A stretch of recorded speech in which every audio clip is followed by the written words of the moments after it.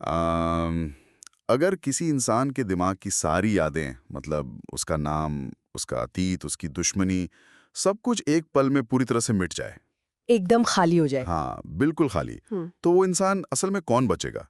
क्या उसका जो गुस्सा है, उसकी कड़वाहट और जीवन को देखने का नकारात्मक नजरिया, क्या वो भी उन यादों के साथ हमेशा के लिए मिट जाएगा? ये बहुत ही गहरा सवाल है। है ना?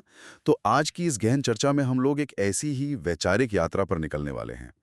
आज का विषय ये है कि जब जीवन में चारों तरफ अंधेरा हो, मतलब जब धन्यवाद कहने का कोई तार्किक कारण ही नजर ना आए, तब भी कोई इंसान कृतज्ञता यानी ग्रेटिट्यूड को सिर्फ एक आदत नहीं बल्कि अपनी स्थायी पहचान कैसे बना सकता है। बिल्कुल। और आज के हमारे विश्लेषण का आधार बीसी छाबड़ा और सीए संकेत जैन के बीच हुई एक बहुत ही दिलचस्प और वैचारिक रूप से समृद्ध बातचीत है। हाँ, वो बातचीत सच में बहुत अद्भुत है। तो इस चर्चा का हमारा मुख्य मिशन ये समझना है कि विचारों की शक्ति कैसे काम करती है और कृतज्ञता का असली विज्ञान क्या है। तो ठीक है, आइए इसे थोड़ा सुलझाते हैं। मेरा सवाल ये है कि अगर कृतज्ञता को सिर्फ सुबह उठकर एक डायरी में लिखने वाली आदत से आगे ले जाना है और इसे अपनी पूरी पहचान बनाना है, तो इसकी शुरुआत आखिर कहाँ से होती है? तो इसकी शुरुआत एक बहुत ही बुनियादी लेकिन गहरे सवाल से होती है। सवाल ये है कि हम असल में हैं कौन? अच्छा। हाँ, क्योंकि लोग जीवन भर अपनी पहचान और अपने दैनिक व्यवहार को एक ही चीज मानकर चलते हैं। कोई व्यक्ति अगर जल्दी गुस्सा करता है तो वो तुरंत मान लेता है कि मैं गुस्सैल इंसान हूँ। हाँ, हम सब यही करते हैं। बिल्कुल, लेकिन असल में वो उसका व्यवहार है, उसकी पहचान नहीं। जैसा कि आपने वो याददाश्त खोने वाले उदाहरण की बात की ना, हाँ। अगर किसी फिल्म के उस दृश्य की कल्पना करें जहां एक किरदार की याददाश्त पूरी तरह से चली जाती है और वह पूछती है, मैं कौन हूं? हाँ, एकदम खाली स्लेट की तरह। वही, इस खाली स्लेट वाली स्थिति में उस व्यक्ति के पास कोई पुरानी कुंठा, कोई ईर्ष्या या डर नहीं बचता। ये सच में सोचने वाली बात है। अगर यादें ही नहीं हैं, तो वो इंसान बिल्कुल एक मतलब खाली स्लेट हो जाएगा। उसके सारे नकारात्मक व्यवहार जो पुरानी यादों पर टिके थे, वो ढह जाएंगे। हाँ, ताश के पत्तों की तरह ढह जाएंगे। इसका मतलब है कि जो अंत में बचता है, जो उस शून्य में मौजूद रहता है, वही हमारा असली अस्तित्व है। हम असल में एक चेतन तत्व हैं, एक बीइंग हैं, जो इस दुनिया में सिर्फ किसी खास नाम का किरदार निभा रहे हैं। सही कहा। और यहाँ सबसे दिलचस्प बात यह है कि जब इंसान इस अंतर को समझ लेता है कि मैं मेरा व्यवहार नहीं हूं, तो उसे ये भी समझ आ जाता है कि सामने वाला व्यक्ति भी उसका व्यवहार नहीं है। अरे वाह, ये तो बहुत बड़ा नजरिया है ना? और जब ये गहराई से समझ में आ जाता है, तो किसी को माफ करना सिर्फ एक नैतिक जिम्मेदारी नहीं रह जाता, बल्कि एक तार्किक समझ बन जाती है। क्योंकि आप देख पाते हैं कि वो उसका असली रूप नहीं है। बिल्कुल। इंसान ये देख पाता है कि सामने वाला सिर्फ एक अस्थायी भावनात्मक दौर से गुजर रहा है, वो उसकी असली पहचान नहीं है। लेकिन मुझे यहाँ थोड़ा व्यवहारिक होना पड़ेगा। ये दार्शनिक स्तर पर समझना तो आसान है, पर चलिए इसे आम जिंदगी के चश्मे से देखते हैं। हाँ, बताइए। जब कोई व्यक्ति किसी के साथ सच में बहुत बुरा व्यवहार करता है, धोखा देता है या बेवजह चिल्लाता है, तो उस समय उस इंसान को उसके व्यवहार से अलग करके देखना मतलब बहुत ही मुश्किल काम है। हाँ, ये सच है। क्या सच में मानव मस्तिष्क को इस तरह से हैक किया जा सकता है कि वो किसी की कड़वाहट को उसकी पहचान ना माने? इसके पीछे कोई ठोस वजह होनी चाहिए। ये मुश्किल जरूर है, और ऐसा इसलिए है क्योंकि हमारा जो दिमाग है ना, वो तुरंत प्रतिक्रिया देने के लिए बना है। लेकिन इसका वास्तविक जवाब इस बात में छिपा है कि ये सृष्टि और हमारी ऊर्जा कैसे काम करती है। ऊर्जा? तो उसके भीतर चलने वाले विचार बाहरी भौतिक दुनिया पर कैसे असर डालते हैं, इसका उत्तर ऊर्जा के विज्ञान में है। इस ब्रह्मांड का एक बहुत ही स्पष्ट नियम है कि जिस तरह की ऊर्जा हम सक्रिय करेंगे, वैसे ही परिस्थितियां और लोग जीवन में आकर्षित होंगे। मतलब हम खुद क्रिएटर हैं। एकदम सही। अक्सर लोग ये मान लेते हैं कि कर्म का मतलब सिर्फ हाथों से किया गया कोई शारीरिक काम है, लेकिन गहराई से विश्लेषण करने पर यह समझ आता है कि सोचना, बोलना और काम करना, ये तीनों ही अलग-अलग स्तर के कर्म हैं, और तीनों ही ब्रह्मांड में तरंगे भेजते हैं। और ये कोई रहस्यमयी बात नहीं है, ये सीधे तौर पर हमारी मानसिकता से जुड़ा है। बिल्कुल जुड़ा है। मतलब अगर कोई व्यक्ति सिर्फ मन ही मन कुछ बुरा सोच रहा है, किसी के प्रति ईर्ष्या रख रहा है, तो वो कोई अमूर्त चीज नहीं कर रहा है, वो वास्तव में एक नकारात्मक कर्म कर रहा है। हाँ, और वैसे ही ऊर्जा का जाल बुन रहा है। लीजिए कोई व्यक्ति टीवी पर क्रिकेट मैच देख रहा है, हाँ। और किसी टीम के हारने पर बहुत ज्यादा आक्रोशित हो रहा है, गालियां दे रहा है, या फिर अखबार में ईरान और अमेरिका के बीच चल रहे युद्ध के बारे में पढ़कर बहुत ज्यादा गुस्सा जाहिर कर रहा है। यहाँ आगे बढ़ने से पहले एक बात स्पष्ट करना बहुत जरूरी है। हाँ बिल्कुल। हम या जिन विचारों पर हम चर्चा कर रहे हैं वे किसी भी तरह से यहाँ ईरान, अमेरिका या किसी भी क्रिकेट टीम का राजनीतिक या खेल के स्तर पर पक्ष नहीं ले रहे हैं। हाँ, हम कोई साइड नहीं ले रहे। बिल्कुल नहीं। हमारा उद्देश्य सिर्फ इस बात का निष्पक्ष विश्लेषण करना है कि कैसे जिन चीजों पर किसी इंसान का कोई सीधा नियंत्रण नहीं है उन पर नकारात्मक चर्चा करना खुद के ही जीवन में नकारात्मक ऊर्जा पैदा करता है। ये एक बहुत ही महत्वपूर्ण स्पष्टीकरण है, और इसके पीछे का मनोविज्ञान ये है कि मानव मस्तिष्क कल्पना और वास्तविकता के बीच के अंतर को नहीं समझ पाता। बिल्कुल नहीं समझ पाता। जब कोई व्यक्ति अखबार पढ़कर किसी ऐसी चीज पर गुस्सा करता है जिसमें उसका कोई रोल ही नहीं है, तो उसका दिमाग उसी स्तर का तनाव हार्मोन यानी कोर्टिसोल पैदा करता है, जैसे कि वो खुद उस युद्ध में खड़ा हो। हाँ, शरीर को लगता है कि खतरा सामने है। तो वो व्यक्ति अपने ही आसपास एक बहुत ही सघन और नकारात्मक ऊर्जा का निर्माण कर रहा होता है। और अगर हम इसे व्यापक संदर्भ से जोड़कर देखें तो पाएंगे कि ये ऊर्जा का सिद्धांत एक गुरुत्वाकर्षण की तरह काम करता है। अनजाने में ही वो व्यक्ति उन अनचाही चीजों को अपने जीवन में आकर्षित कर रहा है जिन्हें वो कभी नहीं चाहता। यूनिवर्स तो भेदभाव नहीं करता ना? नहीं, यूनिवर्स इस बात का भेद नहीं करता कि आप किस विषय पर ऊर्जा लगा रहे हैं। वो सिर्फ ये देखता है कि आपके भीतर की वर्तमान फ्रीक्वेंसी क्या है। अगर वो फ्रीक्वेंसी गुस्से की है तो जीवन में और अधिक ऐसे ही अवसर आएंगे जो गुस्सा पैदा करेंगे। ये एक बहुत ही गंभीर विचार है। अगर इंसान ही अपनी ऊर्जा पैदा कर रहा है तो इसका सीधा सा तार्किक निष्कर्ष ये निकलता है कि जीवन में जो भी अच्छी या बुरी घटना हो रही है उसकी पूरी जिम्मेदारी उसी की है। 100%। और ये जिम्मेदारी लेना शायद दुनिया का सबसे मुश्किल काम है, क्योंकि तब इंसान किसी और पर उंगली नहीं उठा सकता। जैसे 11वीं कक्षा के उस विद्यार्थी का उदाहरण ले जो परीक्षा में फेल हो जाता है। हाँ, स्रोत में ये बहुत अच्छे से समझाया गया है। अब उसे क्या करना होगा? उसे दोबारा वही परीक्षा देनी पड़ेगी। तो असल में उसने खुद अपने फेल होने की ऊर्जा से उस परीक्षा को दोबारा अपनी जिंदगी में आकर्षित किया है। एकदम सटीक उदाहरण है। जीवन में जो कुछ भी आ रहा है, चाहे वो अच्छे या बुरे लोग हों या कोई बहुत ही कठिन परिस्थिति, वो सब कहीं ना कहीं हमारी ही ऊर्जा का परिणाम है। हाँ। और इस दर्शन की सबसे बड़ी खूबी ये है कि चाहे कोई आस्तिक हो या नास्तिक, दोनों ही इस बात पर एक जगह आकर सहमत हो सकते हैं। वो कैसे? देखिए, एक आस्तिक व्यक्ति ये सोचेगा कि भगवान जो कर रहा है वो अंततः अच्छे के लिए कर रहा है। वहीं एक नास्तिक ये मान सकता है कि प्रकृति में जो भी हो रहा है वो एक विकासवादी प्रक्रिया का हिस्सा है और किसी बड़े कारण से हो रहा है। अच्छा, इवोल्यूशनरी प्रोसेस। हाँ, दोनों ही हालतों में जो हो रहा है वो अंततः भलाई और विकास के लिए है। यहाँ बात सच में बहुत दिलचस्प हो जाती है। जब कोई व्यक्ति ये गहराई से समझ लेता है कि परिस्थितियां उसके भले के लिए हैं, तो उसे जीवन के दबाव से डरना बंद करना होगा। बिल्कुल। क्योंकि अगर हम प्रकृति को देखें ना, तो सबसे कीमती चीजें भारी दबाव में ही बनती हैं।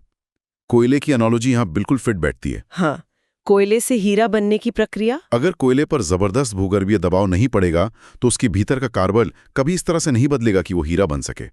हम अक्सर उस बाहरी दबाव को अभिशाप समझ बैठते हैं, लेकिन वही तो निखार लाता है। और इसी बात को जीवन के व्यवहारिक दृष्टिकोण में उतारने के लिए 32 दांतों के नियम को समझना बहुत जरूरी है। अरे हाँ, 32 दांतों वाला नियम। ये मानव का एक ऐसा प्राकृतिक स्वभाव है कि अगर 32 दांतों में से किसी एक दांत में दर्द है तो इंसान का पूरा ध्यान सिर्फ उसी एक दांत पर अटका रहता है। जीभ बार बार नहीं जाती है। ये तो सबके साथ होता है ना? वो भूल जाता है कि उसके 31 दांत बिल्कुल स्वस्थ हैं और सही तरीके से काम कर रहे हैं। और इसके पीछे एक इवोल्यूशनरी बायोलॉजी काम करती है, जिसे हम नेगेटिविटी बायस कहते हैं। प्राचीन काल में इंसानों को जीवित रहने के लिए खतरों पर ज्यादा ध्यान देना पड़ता था, सर्वाइवल के लिए। हाँ, इसलिए हमारा दिमाग दर्द और खतरे को जल्दी पकड़ता है। हम उस दर्द वाले हिस्से पर इतने केंद्रित हो जाते हैं कि बाकी की 99% अच्छी चीजें हमें दिखाई ही नहीं देती। बिल्कुल, ये दिमाग की बनावट है, लेकिन इसे पार पाना ही असली विकास है, क्योंकि सृष्टि का नियम ये है कि अंधेरे को सीधे तौर पर मिटाया नहीं जा सकता। कोई भी व्यक्ति अंधेरे को कमरे से धक्के मारकर बाहर नहीं निकाल सकता। अंधेरा खत्म करने का सिर्फ एक ही वैज्ञानिक तरीका है, रोशनी को बढ़ाना। रोशनी चालू कर दो। बस इसी तरह जीवन से नकारात्मकता को खत्म करने के लिए उससे लड़ने के बजाय अपनी सकारात्मकता और कृतज्ञता पर ध्यान केंद्रित करना होगा। जब कृतज्ञता की रोशनी बढ़ती है तो शिकायत का अंधेरा अपने आप कम होने लगता है। ये बातें समझने में तो बहुत तार्किक लगती हैं, लेकिन असली चुनौती तब आती है जब सच में दांत में दर्द हो रहा हो। हाँ, जब दर्द महसूस हो रहा हो। मतलब जब जीवन में कोई वास्तविक संकट खड़ा हो, उस समय दिमाग को कैसे समझाया जाए कि बाकी 31 दांत ठीक हैं, सिर्फ सोचने भर से तो काम नहीं चलेगा। इसके लिए तो इंसान को अपने दिमाग की पूरी वायरिंग ही बदलनी होगी। और विज्ञान कहता है कि ये वायरिंग बदलना न सिर्फ मुमकिन है, बल्कि हमारे शरीर का डिजाइन ही ऐसा है। न्यूरोप्लास्टिसिटी का विज्ञान इस बात का प्रमाण है। न्यूरोप्लास्टिसिटी, हाँ। दशकों पहले ये माना जाता था कि दिमाग एक उम्र के बाद विकसित होना बंद कर देता है, लेकिन अब ये साबित हो चुका है कि इंसान के दिमाग में 80 साल की उम्र तक भी नई कोशिकाएं और नए न्यूरल पाथवे बनते रहते हैं। मतलब 80 साल की उम्र में भी आप बदल सकते हैं? बिल्कुल, कोई भी व्यक्ति किसी भी उम्र में अपने सोचने का तरीका भौतिक रूप से बदल सकता है, लेकिन कृतज्ञता की ये नई कोशिका विकसित करने के लिए बहुत ज्यादा सजगता या कॉन्शियसनेस की जरूरत होती है। सजगता, इसे एक बहुत ही अच्छे उदाहरण से समझा जा सकता है। मान लीजिए कोई व्यक्ति रोज घर से ऑफिस एक ही रास्ते से जाता है। सालों से ऐसा करने के कारण वो रास्ता उसकी आदत बन चुका है। हाँ, ऑटो पायलट मोड। एग्जैक्टली। उसे सोचना भी नहीं पड़ता कि कब मुड़ना है, लेकिन अचानक एक दिन वो रास्ता खराब हो जाता है, वहां निर्माण कार्य शुरू हो जाता है। अब उस व्यक्ति को एक नए रास्ते से जाना है। और शुरुआती कुछ दिनों तक उस व्यक्ति को क्या करना पड़ता है? उसे बार बार खुद को याद दिलाना पड़ता है, बहुत सजग रहना पड़ता है कि मुझे उस पुराने रास्ते पर नहीं मुड़ना है। हाँ, फोकस करना पड़ता है। क्योंकि अगर वो जरा सा भी ख्यालों में खोया तो उसकी गाड़ी अपने आप पुराने रास्ते की तरफ ही मुड़ जाएगी। हाँ, क्योंकि दिमाग हमेशा सबसे कम ऊर्जा खर्च करने वाला रास्ता चुनता है, जो कि पुरानी आदत है। विचारों का भी बिल्कुल यही पैटर्न है। इंसान सालों से हर चीज में कमी निकालने का आदी हो चुका है। वो न्यूरॉन्स बहुत मजबूत हो चुके हैं। वही ना, शिकायत करने वाले न्यूरॉन्स आपस में मजबूती से जुड़े हुए हैं। अब अगर कृतज्ञता के नए रास्ते पर चलना है तो शुरुआत में हर पल सजग रहना होगा, और इस नए रास्ते को बनाने के लिए अफर्मेशंस का बहुत महत्व है। अफर्मेशंस को लेकर एक बहुत ही गहरी और सूक्ष्म बात है जिसे अक्सर लोग नजरअंदाज कर देते हैं। अफर्मेशन हमेशा आइडेंटिटी यानी हमारी पहचान के स्तर पर होने चाहिए, न कि व्यवहार के स्तर पर। अच्छा, मतलब कैसे? मतलब इंसान को ये नहीं कहना चाहिए कि मैं शांत बन रहा हूं, बल्कि उसे कहना चाहिए मैं शांत हूं। इसके पीछे का मनोविज्ञान समझना बहुत जरूरी है। इंसान का दिमाग कॉग्निटिव डिसोनेंस को बर्दाश्त नहीं कर सकता, विरोधाभास को। हाँ, अगर कोई कहता है मैं शांत बन रहा हूं तो दिमाग तुरंत मान लेता है कि मतलब वर्तमान में मैं शांत नहीं हूं, और फिर वो उसी अशांति के इर्द गिर्द घूमता रहता है। जब कोई पूरी दृढ़ता से कहता है कि मैं शांत हूं, तो दिमाग उस नई पहचान को सच साबित करने के लिए रसायन छोड़ने लगता है। बिल्कुल सही। लेकिन ठीक है, यहां मुझे थोड़ा पुशबैक देना होगा, क्योंकि एक व्यवहारिक उलझन है जो अक्सर सामने आती है। हाँ, पूछिए। मान लीजिए किसी व्यक्ति के बैंक अकाउंट में इस वक्त सिर्फ 200 रुपए हैं। ठीक है। वो भारी आर्थिक संकट में है, और वो व्यक्ति रोज सुबह उठकर शीशे के सामने खड़े होकर कह रहा है मैं बहुत संपन्न हूं, मैं बहुत अमीर हूं। क्या ये सीधा सीधा खुद से झूठ बोलना नहीं है? ये सवाल बहुत लोग पूछते हैं, क्योंकि दिमाग को तो अच्छे से पता है ना कि असली आंकड़े क्या हैं। ये एक बहुत ही वाजिब सवाल है। इसका जवाब इस बात में है कि हम वास्तविकता किसे मानते हैं। वो 200 रुपए का आंकड़ा पूरी तरह से अस्थायी है। अस्थायी है। हाँ, जो आज 200 रुपए है वो कल 50 लाख भी हो सकता है, या शायद कुछ भी ना रहे। भौतिक परिस्थितियां हमेशा बदलती रहती हैं। जब अफर्मेशन किया जाता है तो इंसान अपने स्थायी स्वरूप की बात कर रहा होता है। इसे एक छोटे बच्चे के उदाहरण से बहुत गहराई से समझा जा सकता है। वो छोटे बच्चे वाला नजरिया। जब घर में एक बहुत छोटा बच्चा होता है, इतना छोटा कि वो खुद से खा नहीं सकता, पूरी तरह से दूसरों पे निर्भर है। हाँ, कुछ नहीं कर सकता वो खुद से, लेकिन फिर भी घर के बड़े बुजुर्ग उसे देखकर बहुत गर्व से कहते हैं कि ये बच्चा तो हमारे बुढ़ापे का सहारा है। हाँ, ये तो हर घर में होता है। अब अगर वर्तमान की स्थिति को देखा जाए तो जो बच्चा अभी चल भी नहीं सकता वो दूसरों का सहारा कैसे हो सकता है? क्योंकि वे उस बच्चे को उसके वर्तमान की कमियों से नहीं तौल रहे हैं। बिल्कुल, वे उसे उसके भविष्य के पूर्ण स्वरूप में देख रहे हैं। उन्हें पता है कि इस बच्चे के भीतर वो पूरा सामर्थ्य छिपा है। यही नजरिया इंसान को खुद के साथ अपनाना होता है। ये नजरिया तो सोचने का पूरा ढांचा ही बदल देता है। इसका मतलब है कि जब वो 200 रुपए वाला व्यक्ति कहता है मैं संपन्न हूं, तो वो झूठ नहीं बोल रहा है। नहीं, बिल्कुल नहीं। वो अपनी वर्तमान की कमियों से ऊपर उठकर अपने उस पूर्ण स्वरूप को देख रहा है जो वो बनने जा रहा है। वो जीवन की पूरी फिल्म को देख रहा है, सिर्फ एक स्नैपशॉट को नहीं। और यही कारण है कि अफर्मेशन सिर्फ खुद को भ्रमित करने की ट्रिक नहीं है, बल्कि ये ब्रह्मांड को धन्यवाद देने का एक बहुत ही गहरा तरीका है। इसे the power of advanced gratitude कह सकते हैं। एडवांस में धन्यवाद देना। हाँ, अफर्मेशन करने का सबसे सही समय वो होता है जब इंसान का मन सबसे शांत होता है, जैसे सुबह उठते ही या रात को सोने से पहले। जब कोई व्यक्ति शांत मन से कहता है मैं संपन्न हूं, तो असल में वो उस एहसास के लिए ब्रह्मांड को एडवांस में धन्यवाद दे रहा होता है। ये प्रकृति के बुनियादी नियमों के बिल्कुल अनुरूप है। इसे हम मेहमान और मेजबान की एनालॉजी से समझ सकते हैं। हाँ, वो बहुत सटीक है। जब कोई व्यक्ति किसी के घर मेहमान बनकर जाता है और वो मेजबान की हर छोटी बड़ी चीज के लिए, खाने के लिए पूरे दिल से धन्यवाद देता है, तो मेजबान का क्या मन करता है? उसका मन करता है कि और सेवा करें। बिल्कुल, उसे खुशी मिलती है और वो उसे और अच्छी चीजें देना चाहता है। प्रकृति और ये पूरा ब्रह्मांड भी बिल्कुल इसी तरह प्रतिक्रिया देते हैं। जितना सच्चा धन्यवाद दिया जाएगा, कायनात उतनी ही ज्यादा परिस्थितियां जीवन में लाएगी जिनके लिए और धन्यवाद दिया जा सके। और इसके वैज्ञानिक प्रमाण भी मौजूद हैं, जैसे पौधों पर किया गया वो मशहूर प्रयोग, थैंक यू कहा जाए और दूसरे के सामने जाकर रोज नकारात्मक बातें कही जाएं, उसे कोसा जाए। हाँ, तो प्रयोग बताते हैं कि जिस पौधे को नकारात्मक ऊर्जा दी गई, उसका विकास रुक जाएगा।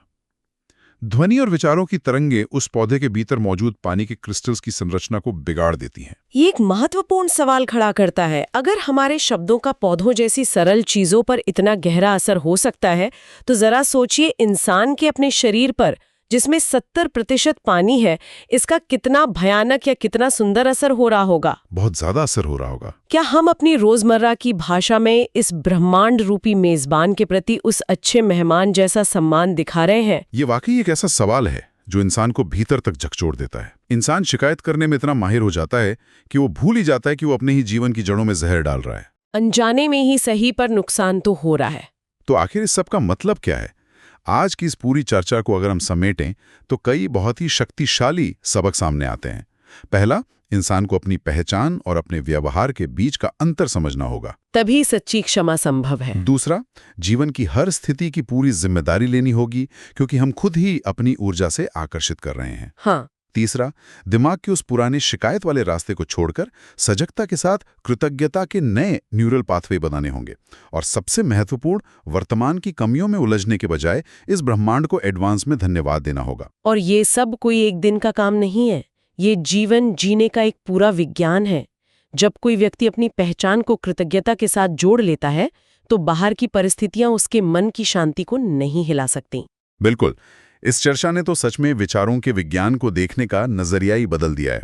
लेकिन इस गहन चर्चा को समाप्त करने से पहले हम अपनी श्रोताओं के लिए एक बहुत ही विचारोत्तेजक सवाल छोड़ना चाहेंगे। हाँ, ये जरूरी है। अगर आज की हमारी वास्तविकता हमारे ही अतीत में सोचे गए विचारों का एक परिणाम है, मतलब एक डिलेड रिफ्लेक्शन है, तो जरा सोचिए, ठीक इसी पल, अनजाने में ही सही, दिमाग के भीतर चल रहे वे वर्तमान विचार भविष्य की कौन सी दुनिया का निर्माण कर रहे हैं? क्या वो एक शिकायत की दुनिया बना रहे हैं या एक कृतज्ञता से भरी दुनिया? हम चाहेंगे कि हर कोई इस विचार पर गहराई से चिंतन करे। इस गहन चर्चा में हमारे साथ विचार मंथन करने के लिए बहुत बहुत धन्यवाद।